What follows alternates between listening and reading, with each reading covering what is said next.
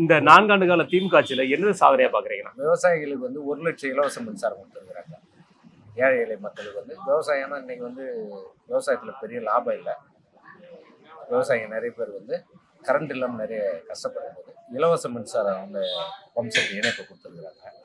அது இல்லாமல் மகளிர் ஒரு கிராமத்துலேருந்து டவுனுக்கு ஒரு கூலி வேலைக்கு போகிறதோ இல்லை ஒரு காய்கறி எதாவது எடுத்து போய் வியாபாரம் பண்ணுறதோ மற்ற தேவைக்கு யாருடைய எதிர்பார்ப்பு இல்லாத சுயமரியாதையாக அவங்க ஒரு பஸ் ஏறி அவங்களுக்கு இலவசம்னு எங்கள் தலைவர் சொல்லலை, மகளிர் விடியல் பயணம் அப்படின்னு சொல்லிட்டு அந்த திட்டத்தின் மூலயமா எல்லா மகளிரும் பஸ்ஸில் ஃப்ரீயாக போகிற அளவுக்கு பண்ணியிருக்கிறாரு.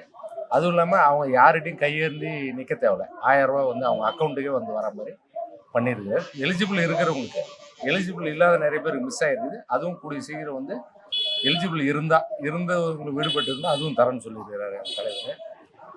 ஏழை எளிய மக்களுக்கு என்ன தேவையோ அதை செய்ய தயாராக இருக்குது திமுக அரசு.